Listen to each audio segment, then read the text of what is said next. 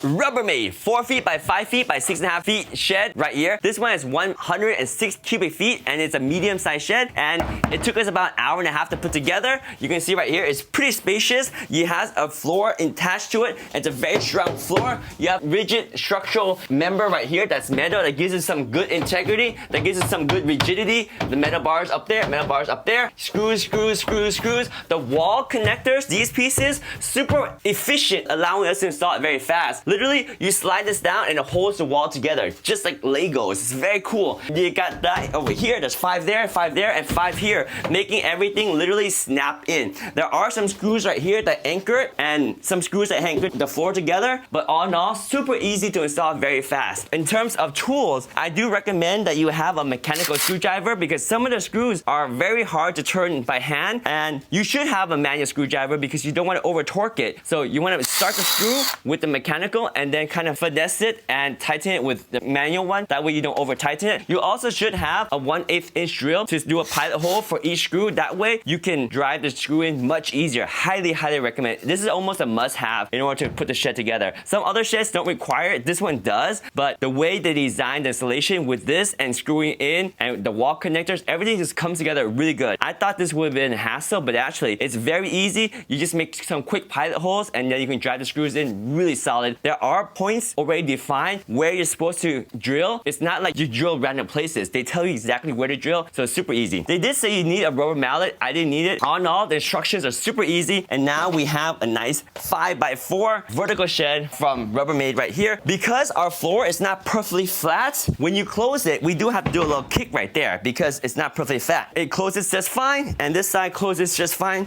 as well. Boom, and then you have a lock it up, and you're good to go. This is a 4 feet by 5 feet. You can see it sticks out a little bit more than our smaller shed right here. This is a 3 feet deep shed. This one is 4.4 feet deep. This one's not as deep. This one's a little bit more deep, and this allows us to store more things, whereas this one is not very deep, so we can't store like a lawnmower this way, whereas this one is so much easier. All in all, we have metal sheds, we have small sheds, we got medium shed now, we even have a large shed over here that makes it very nice to store a lot of things, but we wanted a medium-sized shed, and this one is perfect. Super easy to put together, very strong, and it's very spacious. So there we go. This is the medium size vertical shed from Rubbermaid.